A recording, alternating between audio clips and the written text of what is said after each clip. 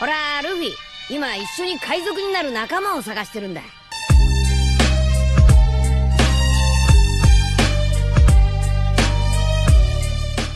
Hello guys, welcome to my channel The Wandering Zoro, your go-to destination for anime-related content. And if you're new here, don't forget to hit that subscribe button and turn on notifications so you never miss out on our latest videos. In today's video, we're going to be diving into part 1 of the series What If Deku Had the Power of Sharingan instead of a Quirk. So be sure to stick around until the end, and let's get started. The relation to be found in blood is unmistakable. He was in every sense their biological equal, yet his differences could not be glossed over. Neither blonde nor green-haired, his eyes missing the radiant sparkle of emerald or blue. But he was their son, her brother. So why was he different? Jet black hair, onyx-colored eyes. Even his personality failed to be as bright as his family. A black sheep, that is what he was. Early morning sunlight wakes Izuku Yagi on his 4th birthday, the day of his quirk assessment. Excited, he rushes to wake his twin sister, Izumi, finding her in a bizarre sleeping position. Izumi, wake up. The quirk test is today, he whispers. Izuku, the quirk test is today, we gotta wake up Mom and Dad. She yells, leaping off the bed. The two rush to their parents' room, accidentally waking them in a chaotic burst of excitement. Their mother, Inko Yagi, gently scolds them. Still, Izumi. I guess you're just excited. Alright, well, mommy needs to get dressed, and you two need to get ready to have breakfast. Izuku tries to calm Izumi, and the two head downstairs, where their sibling rivalry emerges. I want mine to be as awesome as All Might's, so I can be the #1 hero, and you can be the #2. I'm gonna be the #1 hero. Izuku snaps. Nope, I'll be first. Their playful fight ends when Inko pinches their ears. Get along, you two. You'll both be great heroes, but not like this. Their father, Toshinori Yagi All Might, enters and scoops them up in a loving hug. My little rascals. You both excited to get your quirks today? Izumi shouts enthusiastically, while Izuku smiles quietly, soaking in the warmth of his family. After breakfast and changing, Inko takes the twins to the hospital. Izumi bounces with energy while Izuku reads calmly. Eventually, a nurse calls them in. Will the Yagi family please come to examination room 3?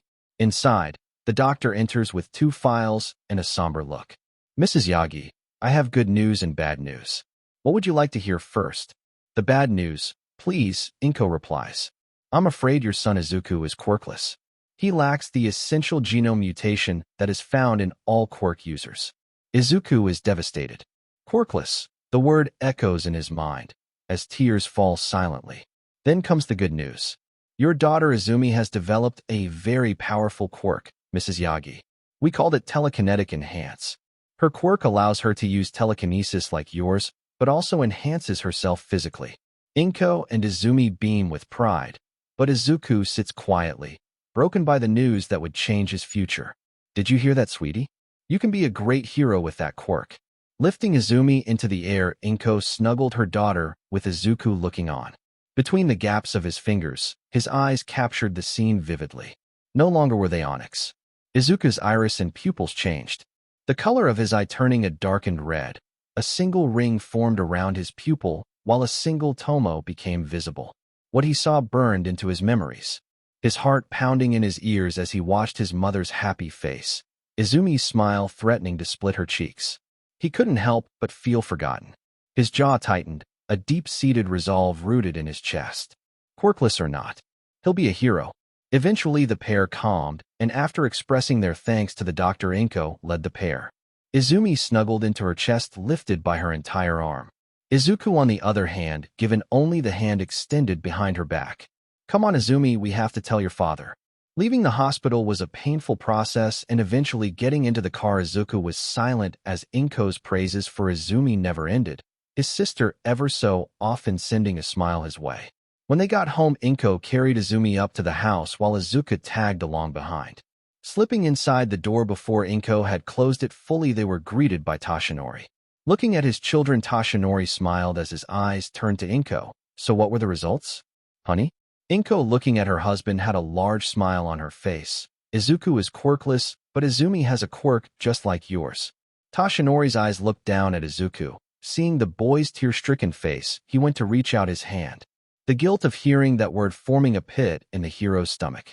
Before anything could come from his attempt, Izumi leaped from Inko's arms, forcing Tashinori's attention onto her. That's great, sweetie. You can be the #1 hero. With Izumi's expectant eyes placed on Tashinori, the man's intention was quickly snuffed. Izuku watched the scene, his small fists clenching as he walked towards the stairs, no longer wanting to be in the same room. Again, he was reminded of a simple fact. He was different from them. Tashinori, on the other hand, pulled Inko and Izumi into a tighter hug, peppering his daughter with small embraces. He could hear it. Their celebration, their compliments, and their ideas of training. Reaching his room, Izuku climbed into his bed, knees tucking deep into his chest as he hugged them close. Fresh tears leaking from his eyes while he glared at the wall, his Sharingan never faltering as he went hungry that night. His tears had long dried when morning came. Staring at the ceiling, Izuku lay in his bed, unmoving. Tired. He hadn't slept much. Hearing Izumi's birthday celebration through his bedroom door gave the boy a lot of time to think. A deep inhale through his nose invited the cold morning air to freeze his lungs. Rolling to his side, the boy forced himself out of bed. His body felt dirty. He didn't take a bath yesterday. Moving, he left his room, heading towards the upstairs bathroom. Unlike his sister, he had stopped bathing with his parents a long time ago. He was always quicker on the uptake, a point of praise that his mother and father were happy to let him know. Washing himself didn't take long. Izuku's face remained stoic. He had let out all his emotions the other night, biting his pillow in frustration, kicking against his sheets, crying. There was no more energy in his body to continue. Small hands went to rub against his still irritated eyes. Looking in the mirror, he looked bloodshot and stinging with pain. He gazed at his reflection, jumping back once his eyes changed, forming his Sharingan unknown to his current knowledge. Nearly slipping on the tile floor, he steadied himself and began to look in the mirror again, examining himself. But they said. He had heard it clearly. There was no chance of him having a quirk, so what was this? He reached to his eye, trying to ignore the growing pain and fatigue in his body. His eyes fluttered, eyelids closing, and once they opened back, his eyes returned to normal. Confusion and curiosity filled his body. What's happening? Fear. He didn't understand. His chest rose with each rapid breath, hands going to grab his wet hair, only to stop as he looked deeper into his reflection. Somehow he reigned over his emotions. Stepping back and away from the mirror, he left the bathroom. Mind torn, one half wanting to find out more, the other knowing the time didn't allow for it. School was starting soon. Returning to his room, he got dressed and for nearly an hour waited until the door to his room burst open. Izumi, still dressed in her pajamas, looked at him with a smile. Perhaps it was because she missed the opportunity to do it yesterday, but the girl pointed at Izuku. I've got a quirk and you don't. That makes me the #1 hero. Her thumb hit her chest with a proud smirk. Her words nipped at him. He got angry, turning his head. Shut up, he mumbled to himself. Her words alone stopped any thought of him showing her his changed eyes. She would just make fun of him for it. It frustrated him. Walking up to him, Izumi prodded the boy with her finger. I got a quirk. You can't be a hero, she chanted over and over again, pushing her finger into his shoulder, each time only making Izuku more and more angry. I'll still be a hero. Get out, he screamed back and into Izumi's face. The girl stepped back, about to retort. No, you see, Izumi, breakfast is ready. You don't want to be late. Inko's words stopped Izumi's outburst, the girl looking to Izuku before sticking her tongue out at him. She ran out the door, not bothering to close it as she left. Izuku sat there. It wasn't lost on him that his mom only called for Izumi. Putting his head down, the boy was about to stew in his own pity when a knock on the door got his attention. Tashinori stood in the doorway, his smile never fading as he walked closer to Izuku before sitting next to the boy. With a hand, the man rustled Izuku's head. Don't worry, my boy. Izumi's just excited. His father's hand felt nice. At least anyone was paying attention. I know it's hard, Izuku. Finding out you're quirkless. I know what it's like to feel powerless, my boy, but you can't give up. Tashinori's hand fell, pulling Izuku into a side hug. You have the heart of a hero. As long as you have that, then having a quirk is secondary. Finally, Tashinori saw Izuku look up and towards him. If you promise to keep that heart of a hero, I'm sure one day everyone will see that you can be a hero. Do you promise? Tashinori's left pinky extended, prompting Izuku's to follow. Again, Izuku's Sharingan had activated, watching his finger coil around Tashinori's. It was a promise. Good. Rubbing his shoulder, Tashinori spoke again. Now come on. Let's go have some breakfast. You have school today. It was his father's words that spurred Izuku up and off the bed, following the blonde man with his hand gripped onto his pants. Finally, the hunger he felt since yesterday satiated. When the school came into view, the anxiousness invading Izuku became overpowering. What would all the rest of the kids say when they found out he was quirkless? That uncertainty ate away at Izuku's mind. Getting dropped off only increased the pit feeling in his stomach. Izumi, on the other hand, held no reservations, her body blasting forward as she ran to their friends, the Bakugo and Todoroki twins. Izuku's feet, however, hesitated to move. He too wanted to go and play with them just like always, but his body stayed rooted in its position, only responding when he instead opted to retreat to a nearby tree next to the playground. He sat against the trunk, back placed firmly against it in search of support. In his mind, there were no clues as to what his sister was doing as she and the others glanced in his direction. When she had spotted the two pairs of twins, Izumi ran to them, the smile on her face growing when she neared closer and closer. Her eyes especially drawn to the sisters of the twins, Shochan, Kaken. Her arms captured both the spiky ash blonde and dual hair-colored sisters in a hug. Her hug returned with their own. Pulling away, she gave a wave to the brothers of the pair, Katsumi and Katsuki Bakugo, a pair of explosively aggressive, ash-blonde twins, and the Todoroki twins, dual-quirked, subdued pair. Both were longtime family friends, their parents knowing each other for years. So it was only natural they did as well. Katsumi and Shoya looked around the playground, and Izumi noticing the lack of a certain someone. Shoya's small, shy voice being the one to raise the question. Hey, Izumi, where's Iken? Izumi tilted her head before looking through the playground. She hadn't noticed where he had gone. Eventually she spotted him. Oh, by the tree. Do we go there? Katsumi asked, looking at Izuku over Izumi's shoulder. Why? He's quirkless. Izumi spoke loudly, the few kids around her also hearing her words. Though her exclamation caught the group off guard. What? Iken is quirkless? Yep. We had our quirk test, and the doctor said he won't ever get a quirk. No sympathy could be found in Izumi's honest words. But what about him being a hero?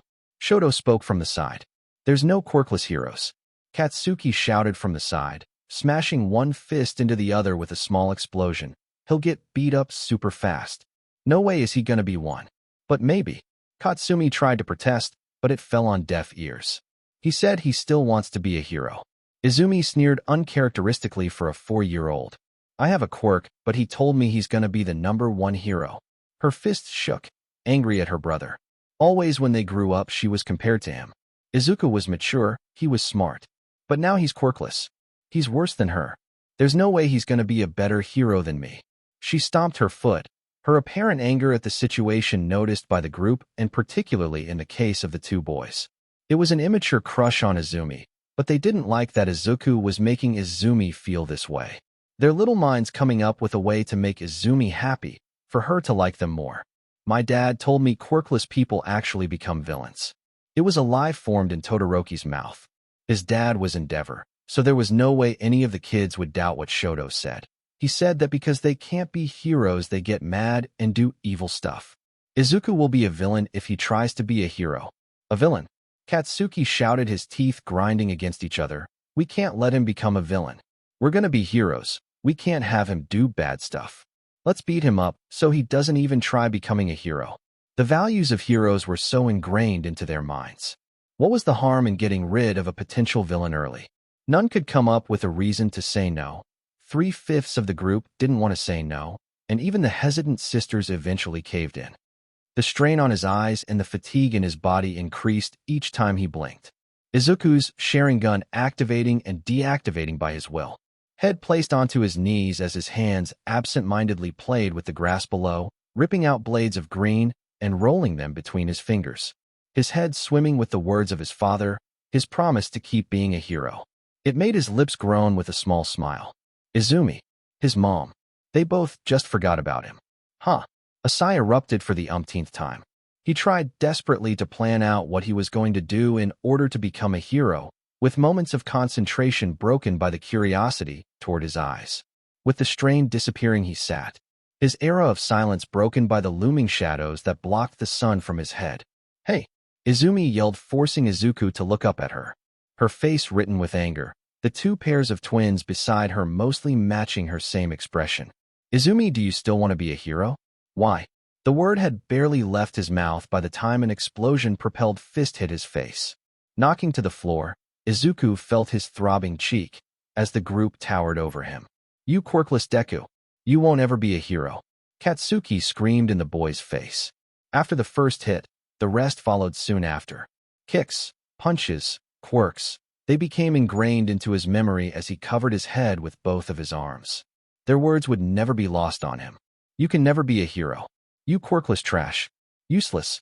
He didn't have enough energy to fight back. Instead, he lay there, taking the hits as they came, his eyes capturing each and every single movement they made. Time seemed to slow down as they trampled on him. He could see how they moved, what was moving. Yet despite all this, he was stuck in the very same spot by the time they finished. Power. They had it. He didn't. That was the truth. When it had happened, who knows? The tomo that encircled his eyes grew by one. Not that it really mattered. He could copy and see what they were going to do, but even then it amounted to futile bouts of resistance. He fought back regularly, trained himself day in and day out, yet nothing came of it. He lacked what most would want, teaching. That first day had been a prelude to what was to come. Now at 14 years old, nothing has changed for the better. Toshinori had stopped paying attention years ago. Inko even longer than that. Izumi and her friends ridiculed, spit on, humiliated, and hit him. The aggressiveness only grew as the years dragged on, escalating beyond normal means. His back covered in scars. As their quirk experimentation progressed, Shoya and Katsumi, they devolved, no better than their brothers. No longer did they hold looks of regret when they pushed him down, but they actively enjoyed it. They searched his face for emotion each time they began their attacks. If he showed joy, they turned it into sorrow, anger into pain. He wouldn't give them that advantage anymore. Now that this was the last day of middle school, he would be able to escape the daily beatings at least for a summer. No doubt his aggressors would be placed in the U.A Prep High School, though that was a place he too was striving for. The kids had embraced the right growing up. Izuku had quickly found out who his parents were by the time he was 8. Rather, it was on Izumi's 7th birthday they revealed their identities, all while forgetting how thin the walls of the house really were. It hurt at the time, but now. Izuku shook his head, readjusting his position on his desk chair. His uniform was in tatters, sewn haphazardly by his own hand. His jet-black spiked hair long enough to fall just between his shoulder blades. He had at one point cut it regularly, but this too was abandoned. His handsome face remaining stoic. With the Sharingan activated, he captured today's graffiti that painted his desk. The death threats were numerous, and so were the exclamations in the mistake of his birth. He almost found it laughable. The students in his class all ganged up on him, even though many, if not all of them, would never come close to breaking even the thinnest barrier in their path of becoming a hero. Finger tapping on his desk, he could feel the glares stabbing into the side of his head. It was more of an obsession at this point. No matter what the day held, somehow their attention was always drawn to him. It was pitiable that their existence could only be substantiated by his suffering. The class murmured with excitement at the last day, only slightly quieting down once their homeroom teacher entered the class. "All right, class, settle down," a voice called over the room, the excited conversation ending quickly among with students as a nearly 40-year-old teacher took the podium in front of the room. In his hands were a stack of papers, eyes holding a serious look as his voice entered the ears of every student. "As you know, this is your last day. Despite this, that doesn't mean you're off scot-free. Now it's time to complete your career aptitude test." "What? On the last day?" The grievances of the students were expressed in the long groans or dissatisfied grunts. That disappointment did not last long. Throwing the papers into the air, the teacher's face split with a large smile. Who am I kidding? You all want to be heroes, right?" The students acted upon this, their voices cheering, their quirks activating as they wholeheartedly agreed. All of them wanted to be a hero. Even Izuku at one point wanted the same thing until he learned who would also be a part of them. The cheers that rang out were interrupted a large explosion sounding through the classroom. Two children climbed their desks, both sporting spiky, ash-blonde, colored hair and a pair of red eyes. Large smirks written across their faces as the boy of the twin siblings spoke up. "Hey, Teach, don't lump us in with those extras. Yeah, these monsters wouldn't even make it as a sidekick at some D-list hero agency." The boy's sister shouted in support, their hands popping with explosions as their red eyes glared at the teacher, their rough gazes sweeping over the class as many raised their voice in protest. "Hey!" The teacher, looking to the file placed on the podium, flipped through a few pages before looking up at the 5 students. The names, Katsuki and Katsumi Bakugu, the aforementioned loud ash blondes. Shoto and Shoka, Todoroki's son and daughter of the number 2 hero Endeavor. Both had dual, colored hair, white and red. Their eyes a different color, one blue and one gray. If they had both been born the same gender, the only way anyone could tell the difference would be through the way their hair and eye colors had been swapped in opposite places. Both sisters of the twins grew up excellent. They, along with Izumi, were objects of affection, no matter when or where their figures drew the gazes of boys. Most but not all. He had to fight the disgust from showing on his face each time his eyes glanced in their direction. Appearance-wise, they were pleasing, that is, unless you see their true faces. Finally, Izumi Yagi, the only member of the Yagi twins that had the potential to be not only the best hero, but a hero in general. The legendary daughter of the number 6 hero, Inko Yagi, aka Magnetic, and the number 1 hero, Toshinori Yagi, or as everyone knows him, All Might. She from a young age was carefully trained by top heroes. Her athletic appearance proof of this fact. Everything was handed to her on a gold plate, coddled and spoiled beyond belief. There was nothing she didn't have. They were people that no one in Aldera or the world would be able to forget. That's right, you 5 all applied to the U. Preparatory School. Amazing, all 5 of you nearly scored perfectly on the mock tests. A murmur of amazement sounded throughout the room. The students that complained at Katsuki's and Katsumi's words quieted down, shrinking back in their seats. Of course, the dream was to enter U.A, and realistically, as long as it was a good prep academy, you could get in. But among all of those, the only academy with a direct line into U.A was the academy run by the same college, specifically designed to weed out the top heroes from the bottom. To even apply costed enormous amounts of money, and to be accepted you would need excellent control over your quirk. The class could only accept this. After all, these 5 students were always the top ranked, especially Izumi Yagi. There was no doubt. Everyone said she among all others was special. A powerful quirk, powerful backing, intelligent, a great reputation, and a cheerful personality. No one ever thought she wouldn't amount to anything. She would be the best. She is the best, and she knew it. 100% in the mock exams, straight A's in every class, ace of any physical examination. She was in every sense of the word his complete opposite. This was by no means purely based on her own work. The teachers, especially this one, went out of their way to sabotage his grades, to disqualify, and lower his standing at every opportunity. Even now, Izuku Yagi, it seems you were going to apply to the U. Preparatory School too. It was a single sentence that brought a wave of hostility his way. Still, he remained undisturbed. This was all too common of an occurrence for it to have any effect on his emotions. No, his eyes remained planted onto the desk. "Deku, you brat. Applying for U.A? I'll kick your butt." Katsuki went to move, hands already readying an explosion. "You, a quirkless loser, want to go to U.A?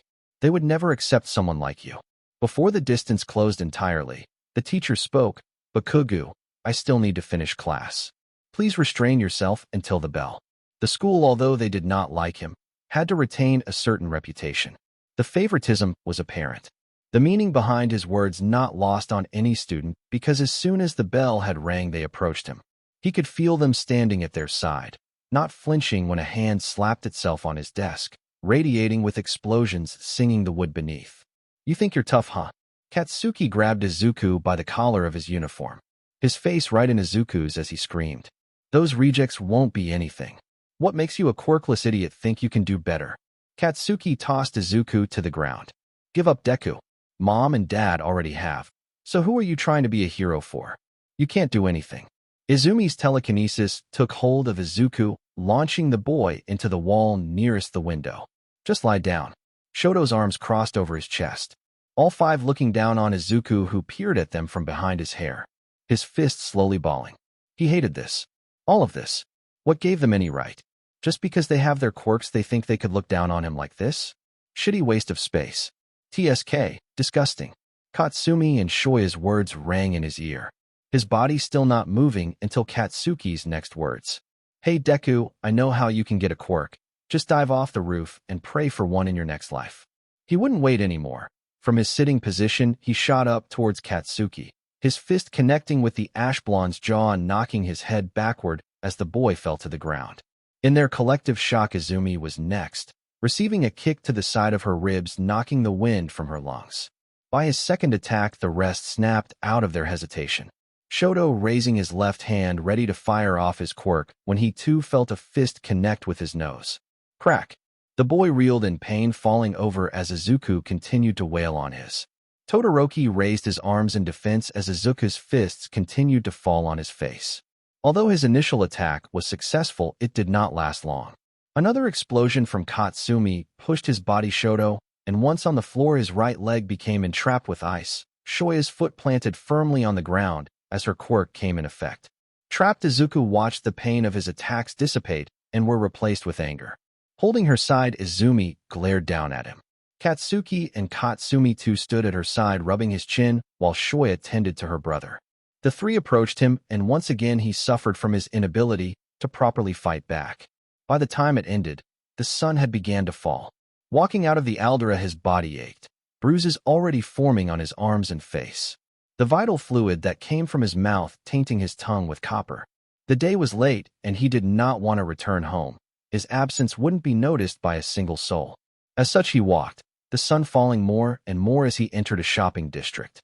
With his head down and eyes looking at the concrete, it was only by the smell of smoke that his attention turned.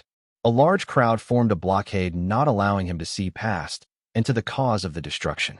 All he could hear was the murmurs of the civilians as they questioned the situation. Pushing his way to the front, Izuku spotted the issue. Captured within a villain was Katsuki Bakugu, the boy slowly suffocating as the nearby heroes pulled Katsumi and Izumi away. Apparently, the group had separated from the Todoroki twins on the way here.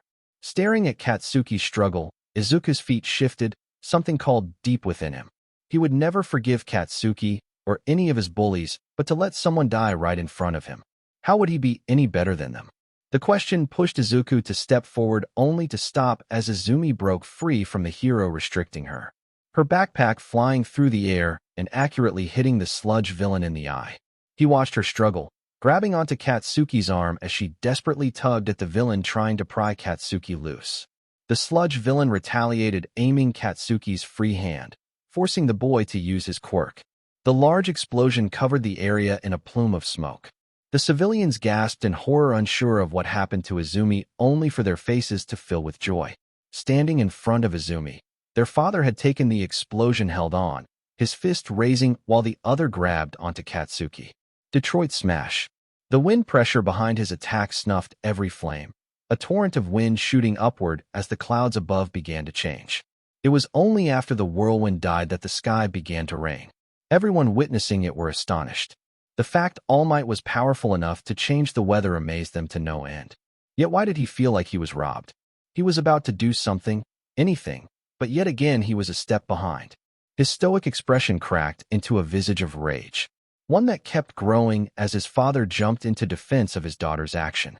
As the situation de-escalated and villain placed under arrest, it was only through a whim that followed after Izumi, while she was taken to a nearby alley with their father. Their walk took several minutes, and only after they escaped a few blocks down from the scene did they stop near a residential area. Ducking behind a nearby dumpster, he peered over and tuned into their conversation. His father's defeated and injured form was nothing new. An accident a few years back had weakened the number one here. Izumi, what you did nearly scared the life out of me. You are my only daughter, and I couldn't bear the thought of losing you. His words caused Izumi's head to fall, her mouth opening as she spit out a silent apology, all before Toshinori placed a hand on her shoulder. But with that being said, you made me extremely proud. You ran in despite the danger to save your friend and to fix a mistake I had made. That is only something a hero could do. I've never told anyone this. Not even your mother knows the full story, but my quirk was one that was passed on to me by my own master. She told me that one day, someone with the heart of a hero would make their way to me, and if and only if they proved their worth that I should pass my quirk on to them. Wait, Dad, you're not saying. Holding out his hand, Toshinori spoke, a bright star shining in his fist. My quirk is called One for All, and I want you, Izumi, to be the 9th user, my successor. Izuku's hands fell to his face, the tears coming from his eyes dripping onto the floor below. The promise he had made meant nothing, not to the man who made him promise in the first place. His father all this time had the ability to give him the one thing he wanted. Yet again, Izumi, she gets everything and more. Trampled on, humiliated, treated as trash. Just because he wasn't born like them. Ostracized and looked down on. He was not going to be their inferior. Not Izumi. Not Katsuki or Katsumi. Not Shoto or Shoya. And not All Might or Magnetic. Izuku's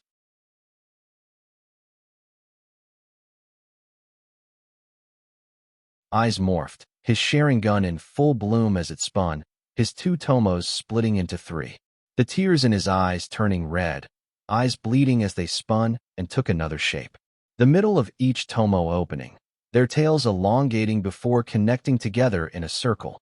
His eyes stung, quickly going bloodshot. He didn't want to be here, and his Sharingan responded to this wish. His strength leaving his body as the air around him rippled, body distorting in a swirl as he vanished into thin air. It was in an instant. He was no longer in that sunlit alleyway. The floor beneath him cold, the surroundings shrouded in darkness. His hands fell, head rising to look at what was before him. A large red door, and on it a symbol. A half-sliced fan. The smile that threatened to split her face only grew. Tears spilling from her eyes and down her cheeks as she stared at her father. Her head dropping, allowing her tears still spill on the floor below her.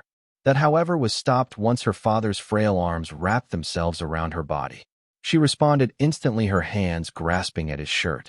Thank you, thank you. She thanked Toshinori repeatedly. In her hands was going to be the most powerful quirk in existence. The only thing that made this better was Toshinori's next words, his hand gently patting her head. You deserve it, Izumi. You are a hero. Letting go of Toshinori's shirt, Izumi tried desperately to wipe the tears on her face. I'll accept your quirk. Her clenched fists pumped into the air. Toshinori, seeing his daughter's cute display, laughed loudly. That's my girl. I knew you would respond that way. There is some stuff we have to do.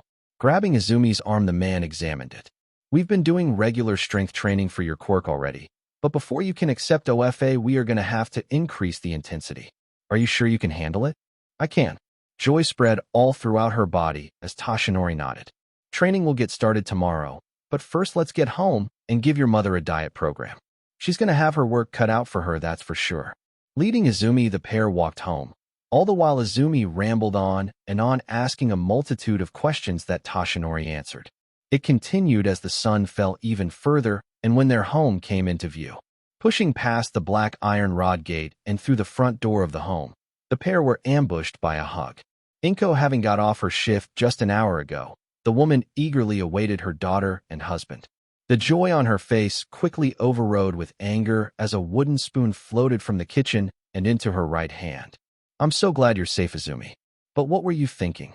The wooden spoon connected with the top of Izumi's head, knocking the girl down to her knees as she covered her head. And you, Toshinori Yagi. That was a villain you were chasing, wasn't it? Her spoon hit her other target. Forcing the father-daughter duo to kneel, Inko loomed over them, hands on her hips. But Mom, they had Kakin. I had to do something. Her voice got lower, refusing to look at Inko's piercing emerald eyes. Eventually, the woman's expression collapsed with a sigh. Geez, that boy. Why is that when you're with him, you always seem to end up in some sort of trouble? Inko's left hand pressing against her face, knowing Mitsuki, Katsuki already got enough punishment. Huh. It never ends with you kids, I swear. Inko's frustration stemmed from elsewhere, her head shaking. What happened? Toshinori, standing, looked throughout the living room, trying to spot his son. I got a call from Rei. Apparently Izuku got into a fight with Shoto and broke his nose. That child. Inko shook her head. She didn't know what happened to him. When he was young, Izuku was always a bright and well-behaved child. After the Quirk appointment, it was like a switch had flipped, always making Izumi cry, failing his classes, causing problems all throughout the house. At least Izumi was always honest with her. When he gets home, Inko's grip tightened on the spoon. Haha. Well, we can just wait down here. Tiptoeing around, the angry woman Tashinori looked towards the kitchen. I have some news to share, Inko. What is it? Tashinori smiled, glancing at Izumi. I've decided that Izumi will inherit my quirk. The bombshell dropped, and Inko's eyes lit up. Despite what her slim body would suggested, the woman hefted Izumi off the ground, grabbing her into a tight hug as she shed a few tears. That's great, Izumi. She embraced on her daughter's forehead, the 14-year-old girl blushing in embarrassment. Yeah, so we have to get Izumi ready for training. I already have a meal plan in mind, and I was hoping you can coach Izumi in cooking it for herself. How could I say no to that? Inko's eyes sparkled as she dragged Izumi and Tashinori to the kitchen, forcing them to help her prepare the dishes. Every member held a permanent smile on their face. His tears dripped off his cheeks on the floor below, eyes glued to the door in front of him. There was no recognition in the symbol he saw, yet something called him to it. Head turning, he looked at his surroundings, unsure how he even got here in the first place and where even a potential exit may be. The surroundings were covered in a darkness that felt as if he would get lost, even just taking a step into it. Head whipping back around to the door, he threw the backpack he wore off, and using the sleeves of his destroyed uniform, he wiped the blood from his eyes. Slowly he rose on unsteady feet, his body sapped of strength and eyes throbbing in pain. He blinked, a small blur in the corner of his vision remaining despite his attempts to clear it. Putting this in the back of his mind, he staggered forward, fatigue climbing with each subsequent step. Reaching the door, he placed his hands on near the gap. Pushing with all his strength, he failed in making it even slightly budge. For minutes he tried, switching how he moved, pushing with his shoulder, running into it. All attempts failed. Panting and out of breath, he tried to think on what to do next. Absent-mindedly, he wiped a few remaining drops with his right hand, smearing the crimson liquid on his skin. Despite the futility of his past attempts, Izuku kept pushing, his hands once again firmly placed against the door. He pushed, the crimson stain on his right hand smearing the wood. Torches on the side of the door lit up with lively flames, illuminating the area around Izuku. There was no sound as he pushed. This time the seemingly locked door swung open on his attempt, sending the boy to the floor face first. Gritting his teeth in pain, he pushed himself up and back onto his feet, looking back as the door once again closed behind him. With no clue what he'd done differently, he surveyed the area. Unlike the darkened cave area, the room inside was lit brightly. Izuku's feet stopped, eyes open in shock at what he saw. A large open chamber with walls covered in shelves, all filled to the brim with scrolls. Each wall featured at least 5 doors that led to unknown areas. A lump found itself in Izuku's throat as he stepped forward, his entire body tense, momentarily forgetting his fatigue, while his fists curled. The area was clean, too clean. There were no remnants of dust to be seen. People had to be living here. Anything else wouldn't make sense. Who visits an unknown cave and cleans it? That stupid rhetorical question, of course, went without answer. Izuku trudged forward and deeper into the chamber, eyes fixated on the throne that sat at the room's head. When he reached the middle of the room, he waited. 5 minutes, and then 10. Someone, if anyone was here, they would have made themselves known. However, this never happened. Izuku's body relaxed, and although his curiosity piqued when he gazed at the walls adorned with the same symbol as the door and the countless scrolls, he had to make sure he really was in the clear. By instinct, he gravitated to the first door on his left side. By every stretch of the imagination, it was just a regular oak wooden door. Still, if the main one had told him anything, this might not be true. Expecting it to not budge like the other, Izuku was surprised when the doorknob twisted. With a single push, the door allowed him to peek inside. The chamber in and of itself was surprising, but this was entirely different. Again, shelves composed the entire room. The contents, however, differed greatly. Floating in jars of liquid were pairs of eyes. The sight would have revolted Izuku, but his expression steeled itself as he walked in further. The familiarity he felt when he looked was foreign. Inching his way to the closest jar, he looked at its pattern. Iris pitch black, a red 6-pointed star that decreased to 3 in the middle. It was very much like his own eyes. His reflection being shown in the glass, his Mangekyou Sharingan activated. His pattern was drastically different, but there was no doubt in his mind. These were the same eyes. Turning them off, he looked at the shelves lined with these jars. What is this place? He stepped out, systematically checking each and every room. 4 training rooms, a bathroom, a single bedroom, an armory, a storage, and that room holding the eyes. Not a single living soul was in any room. The day's events catching up to Izuku led him to enter the bedroom. Falling onto the bed, he fell into a deep slumber. 11 p.m. Dinner was long finished. Inko, Izumi, and Toshinori sat at the dining table. I looking to the front door, still waiting for Izuku to return home. Inko's knee bounced as she glanced at the door and the time displayed on her phone. The anger written on her face had been replaced with anxiety. Izumi, are you sure your brother isn't in his room? Inko's eyes drifted to her daughter, who, unlike the rest of the family, didn't bother glancing at the door. Yes, Mom, he's not there. I checked twice. Relax, honey, I'm sure he'll be back soon. Toshinori nervously tried to assure his wife, though even he himself wasn't sure of what he said. Was this a habit of Izuku's? Coming home late? Did he do this often? Shouldn't he remember if his son did have these traits? Toshinori tried to comb through his mind for the answers, only to find that he had none for the questions he asked himself. Toshi? Inko herself had the same problem.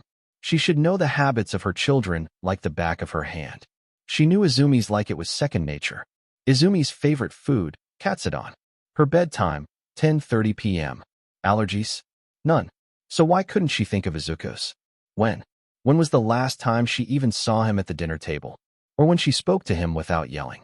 Inko's chest started closing in on itself, tears beginning to leak from her eyes. Her breathing growing rapid as panic built in her body. Where's Izuku? Toshinori stood from his chair, rushing to his wife's side, trying to soothe her. Please, Inko. Just calm down. Izuku's a smart boy, I'm sure everything is fine. He spoke through gritted teeth. Izumi, was Izuku at school today? Yeah.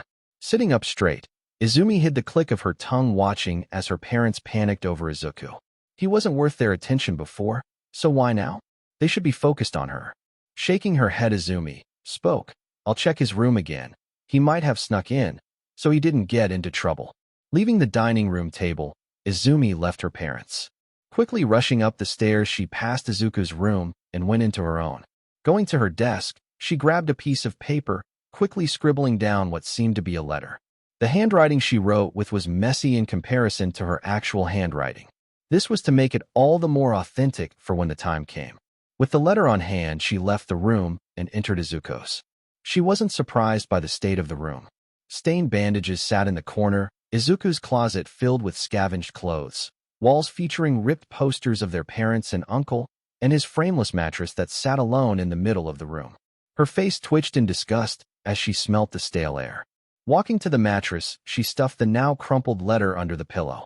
Leaving the room, she got downstairs just in time to hear the hysterical crying of her mother. Toshi, we have to go now. My baby boy is still out there.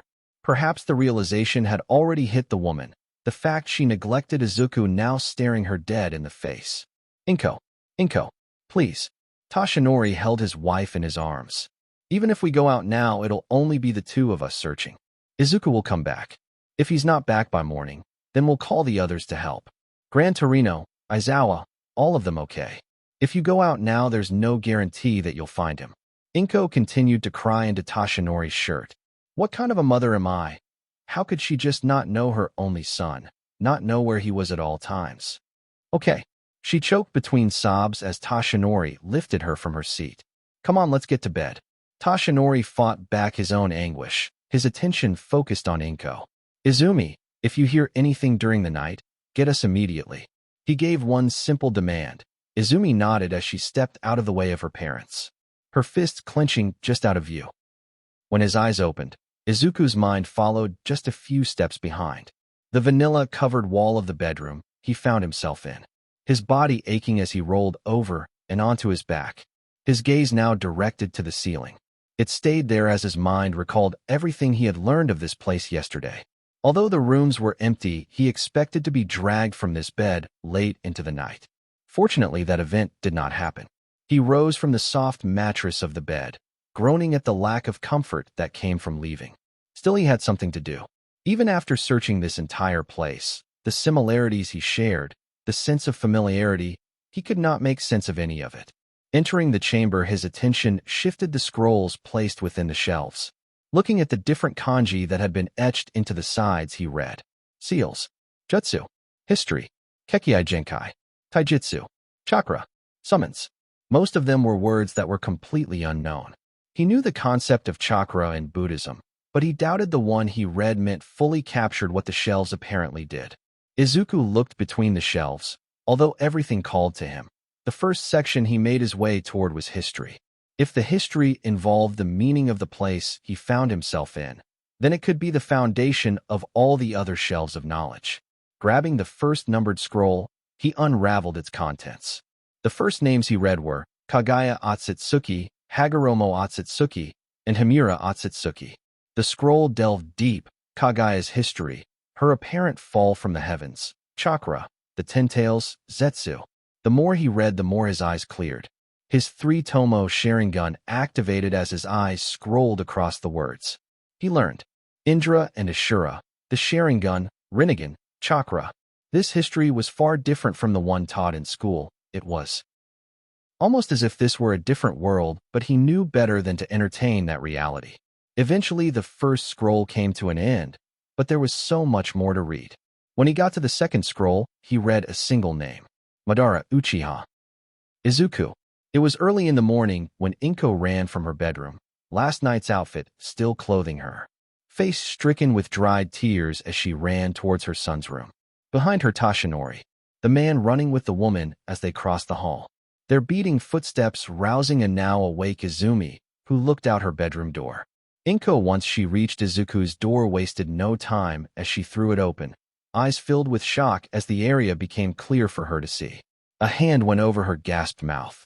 The state of the room was beyond horrible, the stale air almost threatening to choke her. Despite Izuku's best efforts to keep the room clean, it was caked in dust. Walking in further, Inko's tears once again fell, eyes falling to the corner near the bed. Bandages covered in dry vital fluid lay on the floor, closet filled with what looked like dirty rags. Toshi, what have we done? Inko turned, looking at her shocked husband. She watched his fists slowly clench. What did we do to our son? How? He couldn't believe what he was seeing. What caused Izuku to live like?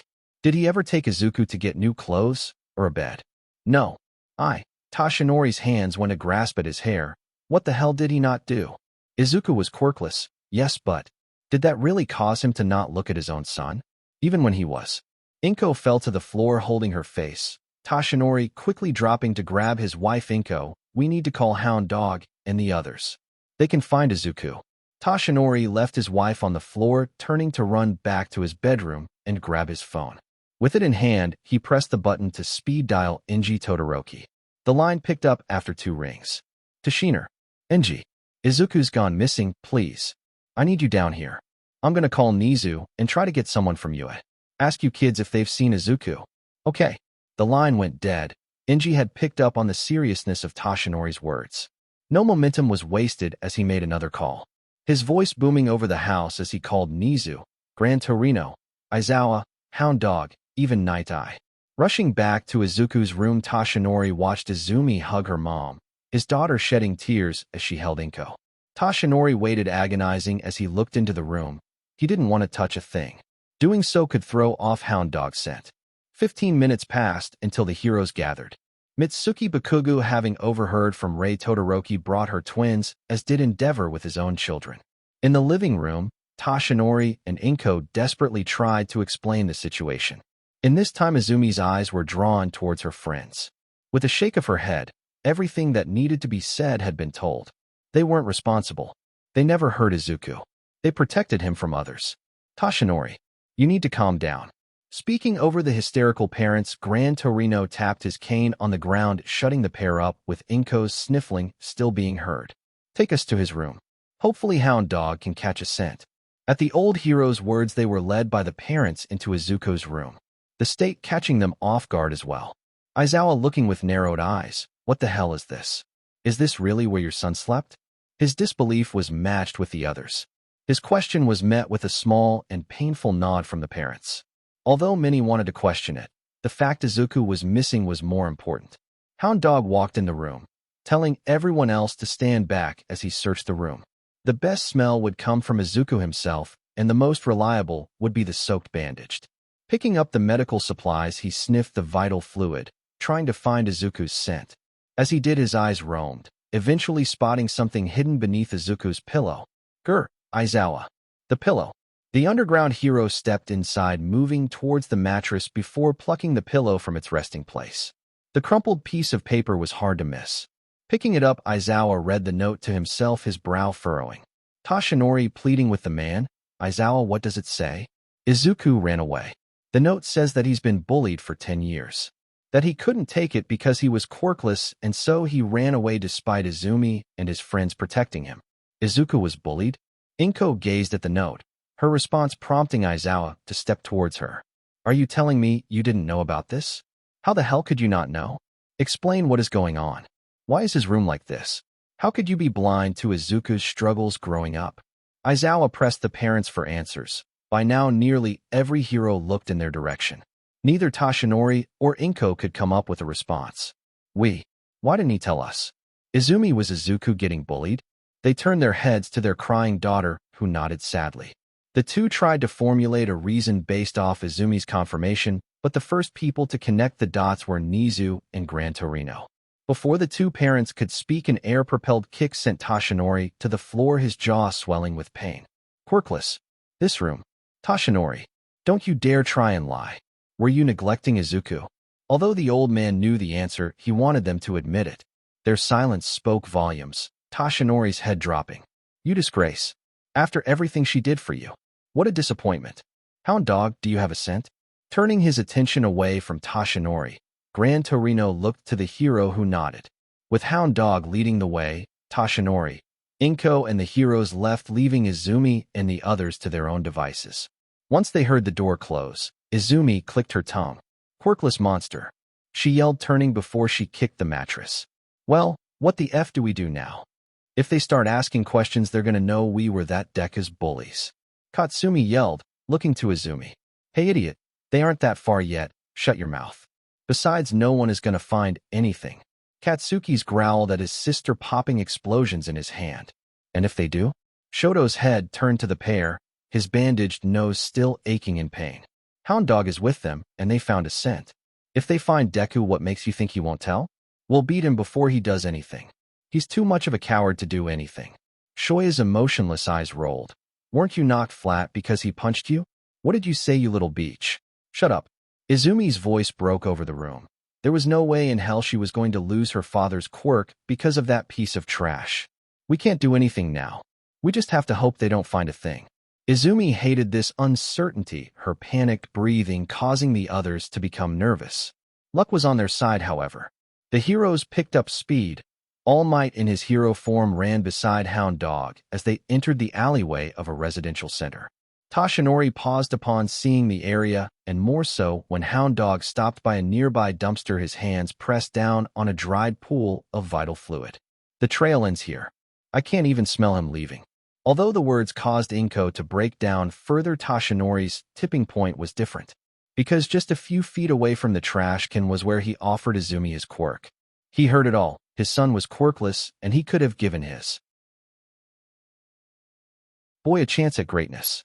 His own tears started flowing. His teeth gritted before he turned to the heroes rushing towards Night Eye. He pleaded.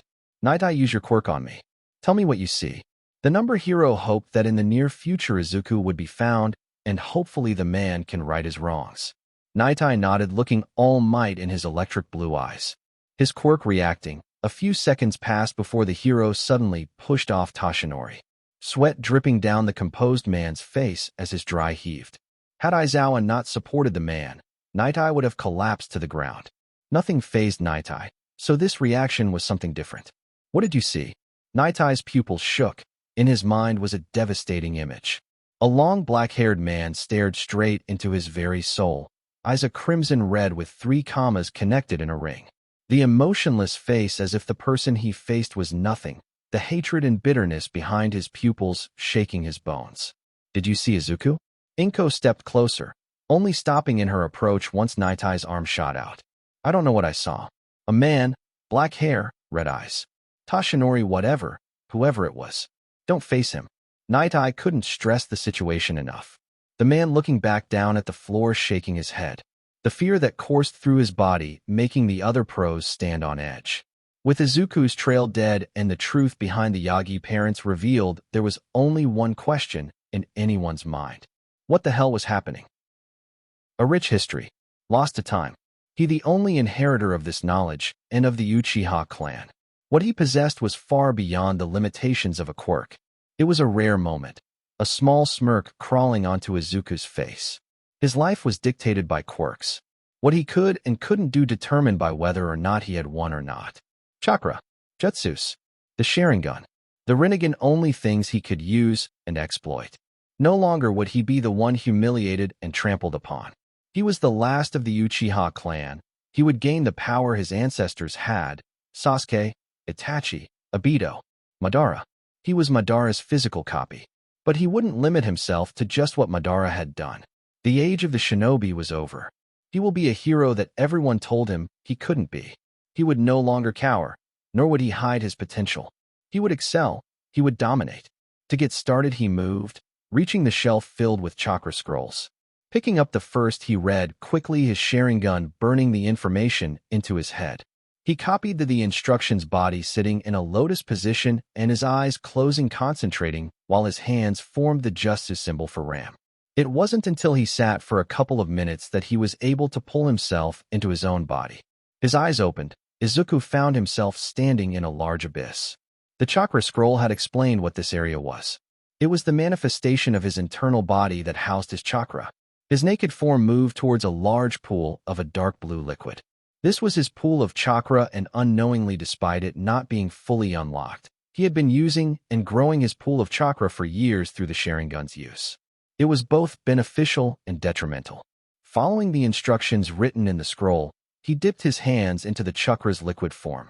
Hands grasping at the chakra, surprisingly finding a hold on it. He tugged with all his strength. The liquid squirmed in his hands, its weight too heavy for most people to pull. Yet he didn't stop. He pulled slowly, stepping back as the liquid stretched beyond the pool. It took another tug for all the liquid to worm its way out, knocking Izuku out of his internal world. Opening his eyes, he saw that when he pulled out his chakra, it had exploded outwards before it rapidly calmed and settled into his body. As expected, his exhaustion was amplified from the process. But resting now wasn't an option. He had 4, maybe 5 years. He needed to learn everything he could. Everything here, every piece of knowledge. The Uchiha clan, it all belonged to him. It wasn't long before he started calling this cave home. The vanilla-colored walls of his bedroom came into his slightly blurred view that no amount of blinking could cure. The burden of the Mangekyo Sharingan was beginning to take effect. Soon in the near future, a transplant would be needed, though this carried risks. He wasn't adverse to the danger. A shadow clone could effectively do the procedure, but he hadn't the time to perform this. It took 2 years to even read half of every scroll in the main chamber, and 2 more to finish the entire library. That included implementing the techniques learned to master the contents of each piece of information.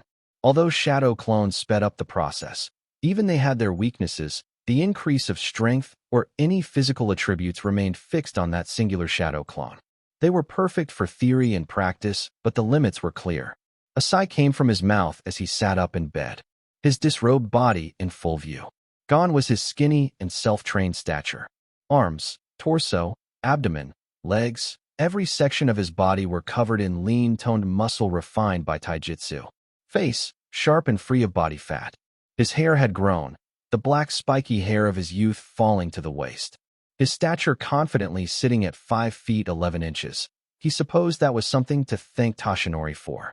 Compared to the past, his growth was far beyond any expectation. However, his delayed but free growth period was rapidly ending. Looking to the bedside counter, his squinting eyes discerned the time, 3:30 a.m. The digital clock looked slightly out of place among the furniture. This cave was a place of isolation, but that didn't mean he limited himself to these walls. Being 3 hours away from Mizutofu disallowed for any chance meetings with his family. A visit to the pawn shop with rare, even maybe completely record-wiped pieces of gold solved all monetary issues. Rising from his bed, he lightly stretched, bones clicking before he strode to the wardrobe. Inside were a variety of outfits, some old and used by his ancestors. The others were bought on his outings. He outfitted himself with a plain, form-fitting black t-shirt, gray sweatpants, and a pair of black track shoes. It was not his preferred style of dress, although outdated. The clothes of the shinobi were lightly armored and comfortable. However, in saying that even he could recognize that in the current era of quirks, a civilian and a student wearing such clothes could be odd. He dressed the part, but even then he was sure stares would be directed towards him. The exposed skin he showed were covered in scars, some from the past, most from training. Sparring against yourself day in and day out trying to kill each other tended to lead to extremely long fights. Having finished dressing, he grabbed one of the last remaining sealed food scrolls. Typically, they were field rations. He had grown accustomed to such bland and tasteless food, so the thought of eating it did not unnerve him in the slightest. Exiting the bedroom and entering the main chamber, he could hear the training rooms bustle with life. Each day, from dawn until dusk, he had his shadow clones constantly practicing, and like always he stood. The chakra's signature in each room popping from existence as his mind became burdened with their information. A light pinch in his brain with only a second of fading pain. As soon as the old clones snapped from existence, more were created, building off what the previous ones learned. Several small puffs of smoke and standing at his side were exact copies. Their roles were simple, and without an order they returned to the training rooms. Overseeing their training would be impossible. Time was ticking down, and he had to be at UA. The entrance exam was in just a few short hours. When the gates of UA came into sight, was he amazed? No, it was nothing against the school. It was marvelous, a modern piece of history where most of the best and brightest heroes came from. However, this was just another step. To prove his name to the Uchiha, to discredit the doubts his former family held towards him. A promise made only to himself. He would be better than all of them, better than his sister and her friends, better than his parents, and even greater than his ancestors. There was no hesitation in his stride. Even through his blurred vision, he gazed at the passing by students. All were dressed in school uniforms, making him the odd one out among all the participants. His lack of a uniform came from the fact that his formal education ended after 8th grade, though that did little to hinder his learning. Along with the scrolls of the Uchiha, he brushed up on politics, math, science, language, all through a shadow clone's visit to the local libraries of Hiroshima. He was confident in his intelligence. He would make what he knew carry him through the written exam. If not, he would find his own way. Reaching the top of the stairs drew the gazes of many. Among them, none seemed exceptional at a glance, but before Izuku could focus on scouting the competition, he saw them. His jaw clenched at the sight of her sister and her two female companions. Izumi's green-blonde hair swaying in the wind as she accelerated rapidly to catch a falling chestnut brown-haired girl. In the years he was gone, she had grown well, body exceptionally toned. He truly knew now that his disappearance had no effect on her whatsoever, not that he expected it to. Everything was handed to her on a silver platter, but even silver degrades. The cluster of several different chakras swirled in his chest, all in disharmony with the original residing in her stomach. Her pathways restricted and twisted in horrible disfiguration. 7 of the 8 chakras in her chest pushed away from Izumi's core. Whatever quirk that was given to her was quick to reject. However, the girl managed to forcefully subjugate a small fraction. He guessed he should at the very least acknowledge that. His jaw loosened, face falling into a stoic disposition. A reunion was always going to happen. It was inevitable. Should he turn tail? No, he won't hide from her. His strength was greater. It was she who would be humiliated. The resentment and hatred in his chest never faltered. A small leak of killing intent sent the girl's way as he walked by. He could see her reaction plain as day. Her bright smile stiffened and a bead of sweat formed on the base of her neck. Body shocked into paralysis as her bubbly voice died in her throat. Katsumi Bakugu, Shoya Bakugu were quick to follow Izumi's condition. A small sense of panic crawling deep into their spines until it was gone. In an instant he stopped, allowing the 3 girls to catch their breaths in front of one very confused student. Izumi's eyes turned his direction with a rapid turn of her head. He hummed at the shorter sibling. Years of bullying warranted some recognition of its victim, though Izumi herself doubted her eyes. If it were permissible, he would have fought her then and now. It would be an easy fight. Even with limiting his techniques, he doubted the dance between them could have been any more exciting than swatting a fly.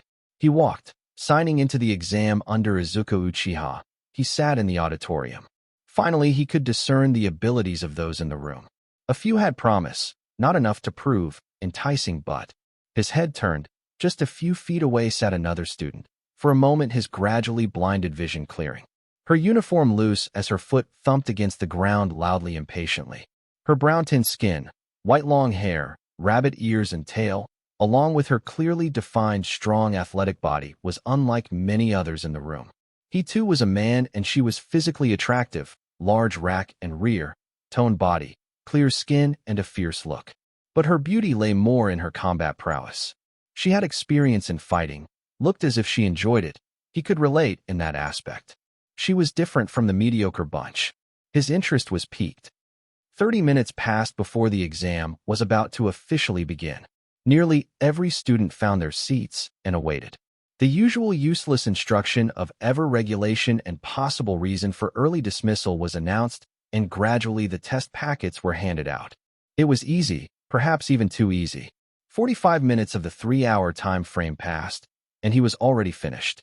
Was it over-preparation on his part? Most likely. His studies didn't end at college-level introduction subjects, but expanded beyond. Regardless of the reason, he closed his eyes, allowing them some rest. The auditorium lights dimmed, and a spotlight brightened the stage as Present Mike stood. The large projection screen behind the hero humming to life with a visual of 4 distinct robots. "All right, listeners, can I get ya?" Hearing nothing but silence, Present Mike's sweat dropped. Tough crowd. Anyways, now that you have finished the written exam, it's time for the practical. As you saw on the pamphlets we handed out, there are 4 robots. One is worth 1 point, the other 2 and 3, with each one being stronger than the last. No. Before Present Mike could finish, a tall blue-haired boy raised his hand. Present Mike, seeing his hand raised, called on him. "Yes, examinee 6782, what is your question?" Standing up, the boy asked his question. "Yes, Present Mike, you only mentioned 3 robots. However, on the pamphlet it clearly says that there are 4. If this is an error, it is very poor of a prestigious school, such as UDA, to make this mistake. And you." Turning, the boy pointed at Izuku. "You've had your eyes closed this entire explanation. Not just that, but you are not in the specified dress code. Where is your school uniform?" The boy's loud protest stopped, his voice choking in his own throat. The other students not knowing the reason as the blue-haired boy stumbled on his feet, grasping at his chest. The whole time Izuku didn't utter a word nor open his eyes. Tears appeared under the glasses of the young adult, who fell into his chair face first, his eyelids fluttering, almost asphyxiating into unconsciousness. "Continue." He spoke over the auditorium's silence and directly to Present Mike. Izuku's eyes finally opening with a glare at the panting boy, who was finally able to capture air in his deflated lungs. No doubt it was embarrassing, the students next to him staring. Well, moving on. To answer the question, the 4th robot is worth 0 points and is more of an obstacle to avoid. Now we will hand out cards with a designated test site where your practical exam will take place. Once you receive your card, you may exit and follow the designated paths corresponding to your letter. After Present Mike announced that, slowly the students were handed papers that had a letter written down. Test site. Reading the paper he received, Izuku stood from his seat, leaving the auditorium like the other students. Following a path to the corresponding bus, he entered and quickly found a seat near Teehee back, his large stature seemingly intimidating just by itself, as many students avoided sitting next to him. The unfortunate soul who became a sacrifice being the same one Izuku had almost caused to faint. The boy sitting up straight, seemingly afraid to glance in his direction. A small grin wormed its way onto Izuku's face. The bus ride was quiet, many anxious students too afraid to speak about the written portion or their upcoming performance in the practical. Fear eroded their minds. Yet he was calm, doubtful that anything Yurare could throw would prove to be so detrimental. Had it been something like facing pro heroes, he might understand why people other than him would feel this crushing pain in the chest, but that wasn't happening. Eventually coming to an end, the bus stopped with a slight squeak of the brakes. A glance out the window gave way to a large cement-domed area. A single pair of large reinforced metal doors stood closed. The bus was let out, and among the first at the door was Izuku. Nervousness among the crowd only grew, and among them was the girl Izumi had saved earlier. It was saddening that he could not be in the same test site as his former sister. He would have enjoyed seeing her reaction as he swiftly outdid her performance, though he would have to make do with beating her at a distance. It was also a shame he was not where that rabbit Quirk girl was. Waiting, Izuku watched the metal doors gently open. All right, little listeners, get ready as the exam is about to start. True to present mixed words, the opening of the door gave way to a small gap that Izuku pushed his body through. Chakra flowed from his body and into his feet, his speed rapidly increasing as he cleared the tunnel. The other students still stuck in their stupor until, "What are you doing? There's no countdown for a fight. Follow that scary kid." The delayed students rushed forward. Izuku paid no mind to any, his hands reaching in front of his body into a two-fingered cross. The completion of the sign causing an eruption of smoke, and as he cleared the tunnel, Izuku was joined by two more shadow clones. More could have been made, and he would have, but such overwhelming domination was boring. He did not want to leave just shadow clones to fight. This thought finished as he came face to face with a three-pointer. The large bulking robot readied its attack, however, that was in vain. Before even a single shot could be fired from its shoulder-mounted weapons. Izuku closed the distance, curious as to the standards of which Udata places on its hardest villain bot. Disappointing. The word echoed in his mind. Without jutsu, without the enhancement of chakra, his foot caved through the metal, the dented plates sparking wildly as the robot's corpse flailed, its oddly placed head stripping off and away from its main body. The shoulder-mounted weapons fired into the air, and soon it fell silent.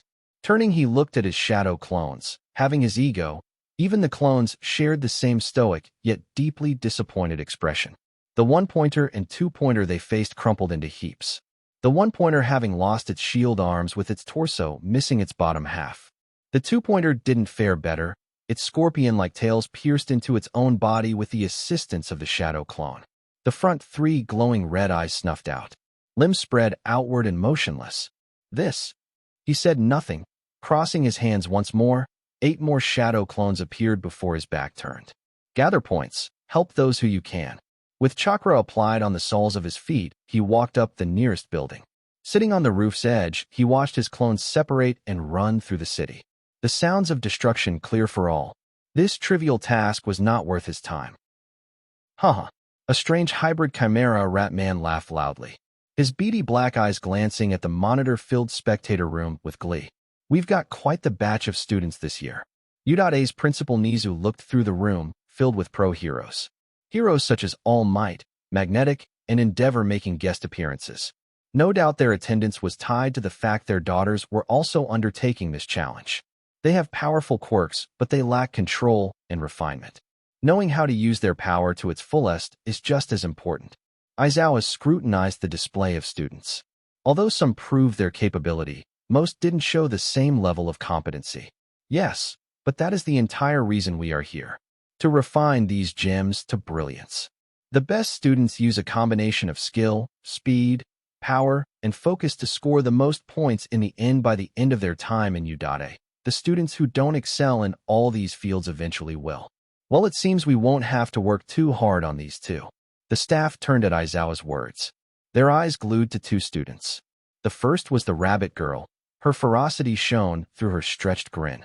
Her devastating kicks, decapitating, crushing, and obliterating every robot in her path. Bring it on. Despite the harsh language, the tone wasn't arrogant, and more than often her attacks were directed at the robots that were targeting occupied or even struggling students. Her fierce-shaped eyes crossed the battlefield in an obvious search of where she was needed, her loud voice uplifting the students around her. Her combat was nothing to scoff at either. The attacks were swift, heavy, and some of the pros doubted they could confidently block the strength behind the kicks. Rumi Usajiyama, she's definitely one of the many exceptional students. Ranked 3rd just behind Izumi Yagi, and even then the gap is small. A few more points, and she'll be taking the 2nd spot. However, 1st place. Nizu's voice praised Rumi, but the animal's attention was drawn to the other student Aizawa had mentioned. However, not everyone saw the appeal as they stared, Midnight questioning the pair's focus on an insignificant student. The R-rated hero's eyes watching the sitting student. He's been sitting there since the start. Did that hunk give up? Give up? I don't think we're seeing the same thing. The screen switched. Rather than focusing on that student, the staff watched the changing city cameras. Everywhere copies of that sitting student ran throughout the city, saving students and destroying robots. A duplication quirk? That's what many thought, some of the staff looking to ectoplasm. However, their curiosity increased as time went on. Lightning, wind, fire, earth. The students' repertoire of fighting styles and attacks were completely varied and powerful. What is that student's name? It was a question that everyone in the room wanted to know. Even the heroes whose mind were focused on their own daughters turned their heads to look. Izuku Uchiha. All of the heroes recognized the first name. Some were even there when the boy was first reported missing. Izuku. The first to run to Nizu's side was Inko, the woman stricken with tears as she looked at the screens. Her son changed. He was so very different from the small boy in her photo albums. His maturity reflected in his face, but how? How was he doing what he did? Why was his last name different? Just what happened over the years he was missing? Quirk. What does it say? The woman hounded onto Nizu. Fear gripped her heart. The worst-case scenario popping into her mind, and undoubtedly her husband's. Not one quirk was this adaptive and featured so many different abilities. On his registration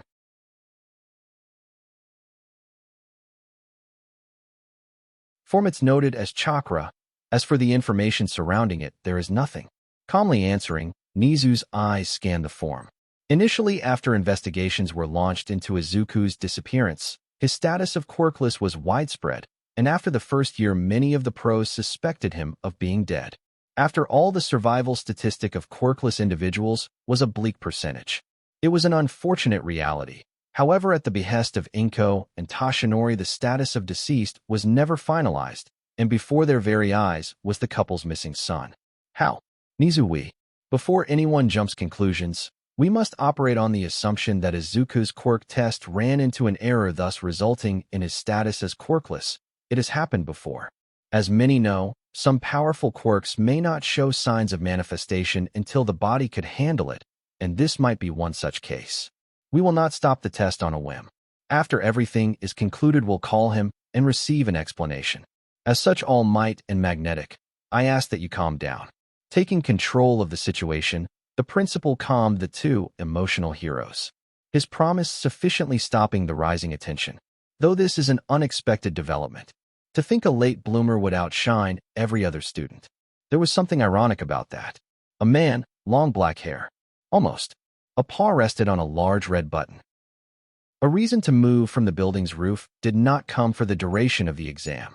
Whatever issues that could arise were swiftly taken care of by his shadow clones. None of the bots released in the exam had defeated a single clone. Direct intervention wasn't needed until the faint screaming of other students were heard. Several blocks away from his building, a growing horde of students moved to escape. The attacker didn't take long to recognize. Towering over the mock city, a zero-pointer stood tall. As the behemoth walked forward, the concrete structures in its way crumbled to pieces. Many of the students took the advice of Present Mike and avoided the robot.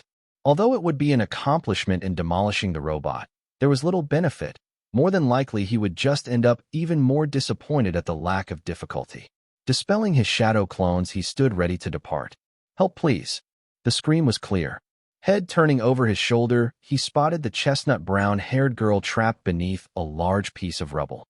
Her futile attempts of removing the debris proved unsuccessful.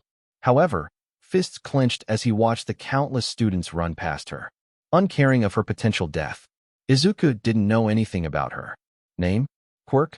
But what did it matter? She was innocent. She hadn't shown him hostility. Those who passed by, however, were pathetic. His body flickered from existence. A shunshin brought him next to the downed girl, who was surprised by his sudden appearance. Her brown eyes quickly turning to him with tears. Please. I overused my quirk, I can't move. She pleaded, and it was answered. With a single arm, he pushed the underside of the largest piece. His other hand creating a single sign as a shadow clone popped into existence. The clone wasted no time. Plucking the girl from the rubble, it turned and ran down the street, its palms glowing green as the cuts and scrapes the girl suffered began to close. Izuku jumped back as the zero-pointer's foot made contact with the floor just near where the girl was trapped. It was a needlessly big target, and, jumping onto its outstretched metallic arm, he dodged its crashing fist that broke apart the asphalt street. Chakra applied to his feet. He once again jumped, gaining distance between him and the robot as his Sharingan activated and morphed. His MS flaring, tears of blood streaked from his eyes, Scara going bloodshot. Forming around his body, a light blue ribcage formed from his chakra, a single skeletal arm forming, and in its grip a single unrefined-looking sword. The students watched. The Stage 1 Susanu's arm swung in an upward vertical cut. No one knew what to expect, but whatever they had in mind underestimated Izuku. The single swing was swift as if cutting through thin air. The energy of the attack, however, came but a second after. The street sported a large gash. The previously attacking zero-pointer stopped moving. Every light in its eyes died. A seam appeared from its legs to the top of its head. Superheated, the robot fell apart. Two halves sliding off each other in a combination of molten metal. With the MS deactivated, Izuku quickly rid his eyes of blood. The attack wasn't too taxing. Having just used the Susanoo for a single cut caused only a small irritation. The resulting decrease in his vision wasn't too severe either. Returning to the group of students and the down girl, he replaced his clone's job. The healing palm jutsu and his own chakra had the wounds disappear even faster, and soon enough the girl was able to look to him in amazement. She was not the only one. Every student that had fled from the zero-pointer looked at its crashing body and back to him. Fear, admiration, jealously. The mixture of stares did nothing, nor did the girl's quiet thank you towards him. He saved her this time. Next time there would be no such guarantee. She was weak, bound to be trampled on, either by him or by some other. She'd better get stronger. A loud alarm rang through the area, and with it came an announcement. Okay, listeners, the practical exam is done. Please wait for our nurse to check your condition before you go, and U.A will send your results within a week. I would also like to inform Izuku Oochiha that he is needed in the principal's office and will be escorted there. True enough, U.A's nurse recovery girl showed up soon after, and along with her Shota Aizawa, Eraserhead. The exam was officially over. With its end, however, came an abrupt reunion. So, this was the end of part 1 of this series. Stay tuned for next part of this series, and if you like this video, don't forget to like, share, and subscribe to our channel. Until next time.